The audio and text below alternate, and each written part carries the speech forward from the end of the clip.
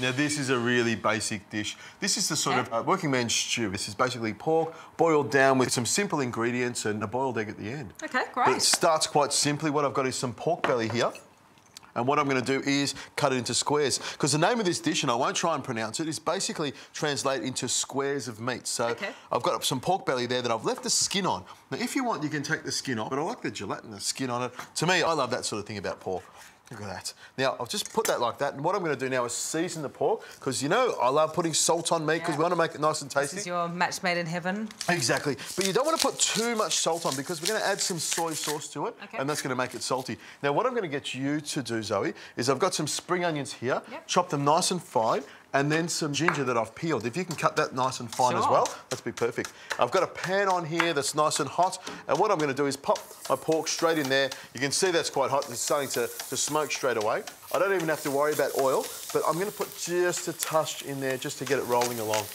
Oh, here we go.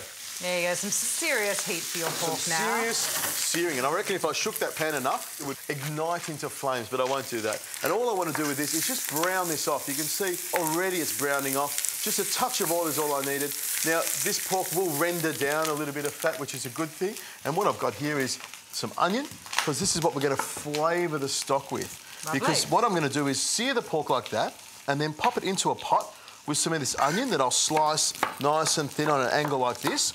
The ginger that you've sliced, which will flavour the stock up nicely, and some carrot. And what I'll do with the carrot is slice it nice and thin all the way along there like that. And of course, I've peeled the carrot. I know you don't like peeling carrots. Yeah, what's quite interesting, I'm amazed by Japanese food. Like you said, we all think it's going to be more sort of sashimi, but it is a lot to do with these soups, whether it be sort of a soba noodle soup or this sort of workman's type soup you're talking about. That tends to make up the staple of their diet. Exactly. And noodles. I mean, the North Island of Hokkaido has some of the best noodle dishes. That's what they're famous for. The soba noodles, you know, or ramen with broth. There's so many other things. Sushi's just a small part of their diet, you know, but they do eat very, very fresh food. I brown that up on the sides there. And what I've got is a lovely little pot here. I throw my pork meat straight into the pot. Now, into the pot, I've got the carrot, the celery, the onion. There we go. At the moment, it's very much a Western dish, isn't it? Very much of Western flavours. Now, the ginger is what changes that. Nice amount of ginger in there. And I've got some stock. What I want to do is cover this with at least... That's just vegetable stock, or is it beef, or...? Chicken stock.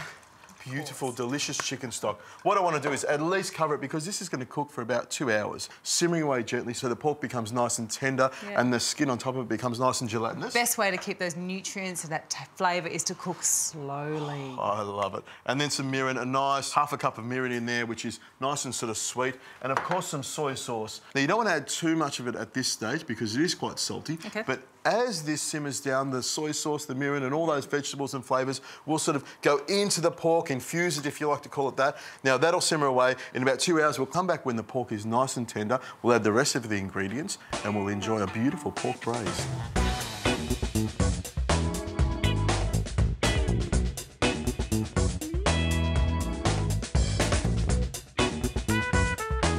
It's taken about 2 hours, but you can see, Zoe, it's reduced right down. It's sort of thickened up a little bit, but it's become quite dark with the soy sauce in there. Beautiful.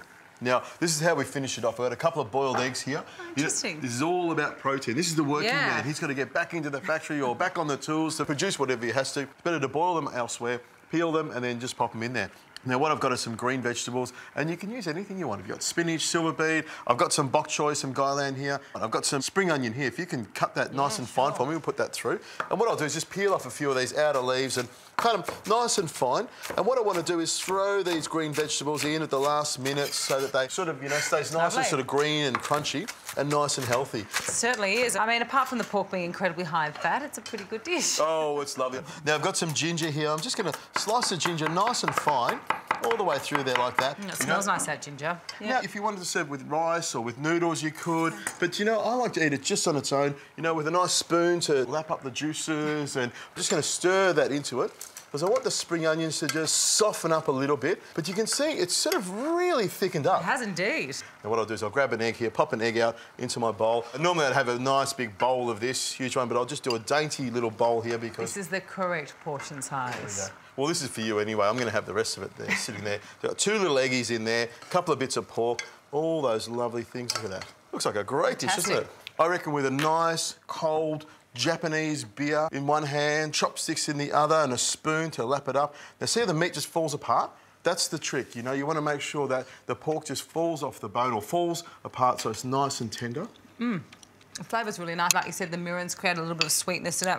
Yeah, nice. I think this is a cracker of a dish. I think we've done some great Japanese dishes, some street food, simple food. It's not just about the sushi and the sashimi and all those sorts of things. It's all about rustic, wholesome food. That's what I love about it. Couldn't agree with you more.